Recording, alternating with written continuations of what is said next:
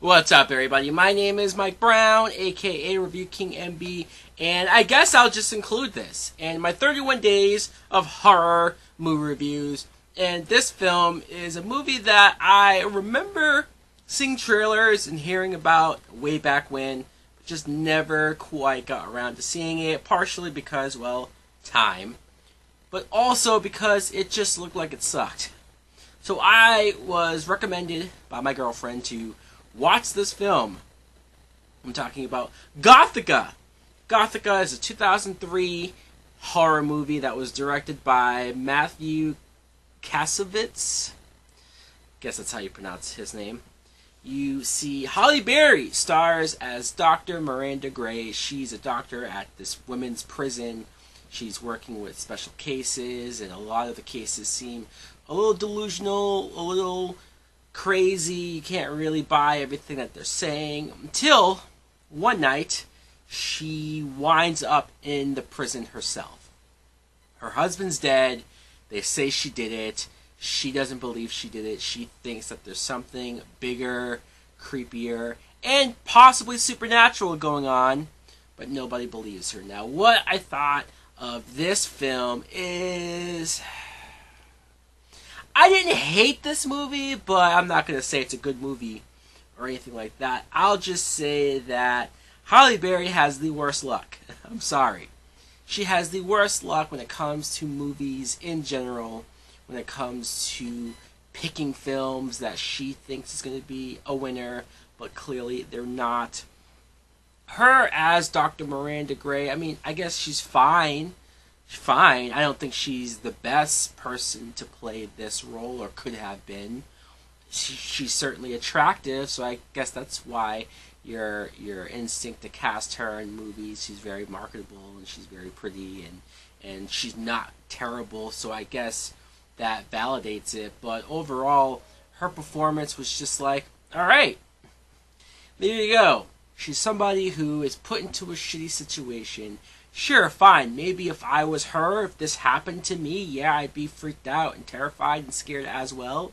But watching the movie and seeing how she's driving in the rain, she has to take a detour away from the street.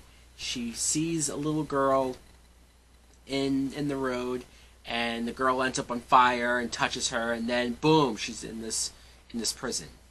And you think, okay, well, clearly something happened to her. Clearly, either it's a possession or it's something other. And you're basically just following her freaking out the whole time. She's being haunted by this same ghost, the same girl.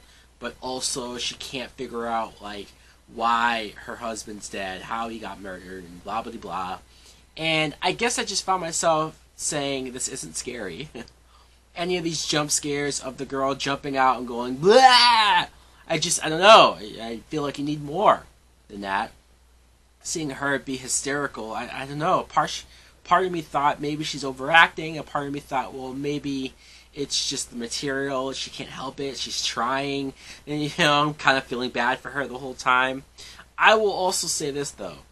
Robert Downey Jr. is in this movie as Dr. Pete Graham. And I know this was before Iron Man, before the MCU. And I'm perfectly aware that Robert Downey had a career before the Marvel movies. So it's not that I'm surprised that he did other movies. But to see him in this, maybe, yeah, it'd be more shocking if he did a movie like this after Iron Man. But man, I don't know. This didn't really work for me. This movie, he's a guy who clearly has feelings for Halle Berry, but she was married, so oh well. He kind of, sort of, maybe wants to believe her, but he also has to treat her like she's a mental case. And you don't really get the point of his character, especially by the time you get to the end of the movie. It was just like, well, I guess it was nice to see Downey in this. Even it's 5 years before Iron Man, he still sounds like Tony Stark, or it's very much a part of him. Charles S. Dutton plays her husband. He's the one who gets killed very early on. And you felt like there had to be more to that story and why him specifically was chosen. Of course, there is a reason for it. The women's prison setting, I thought initially, conceptually wise, was interesting, but ultimately they didn't do a whole lot with it. It wasn't as maybe I was thinking more mental hospital, like they could have gone down a rabbit hole like that. She does meet, well, she was already treating Penelope Cruz's character when she was a doctor, and then she ends up having to almost befriend her in the prison.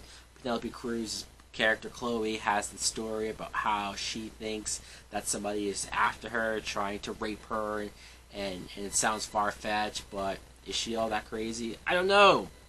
John Carroll Lynch plays the sheriff, Sheriff Ryan, who, this is an actor that I've seen in almost everything I've seen him in. He's played a crazy, creepy type dude. So, guess I wasn't too shocked and surprised there. Anyways, guys, yeah, this movie, I wanted to give it a chance. I wanted to say maybe it'll surprise me. I wanted to say, hey, who knows? Halle Berry, she needs a win once in a while. But it was not this. This movie wasn't scary, wasn't creepy.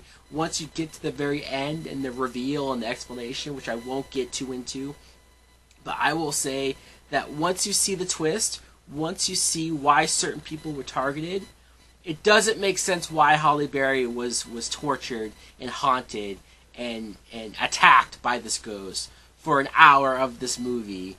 Because it's like, well, Halle Berry didn't do anything. Why was this ghost fucking with her if the ghost really just wanted to do what it ended up doing? Again, dumb. Thanks for watching. Let me know in the comments below if you too have seen Gothika. Maybe you like it more than I do. Maybe you saw something more than I did. I know my girlfriend likes it. Like, comment, subscribe. Later! These silent screams became a part of me. I'm moving past that. Please won't you free my soul? Can't hardly breathe in this society. I'm just a madman. Leave this real.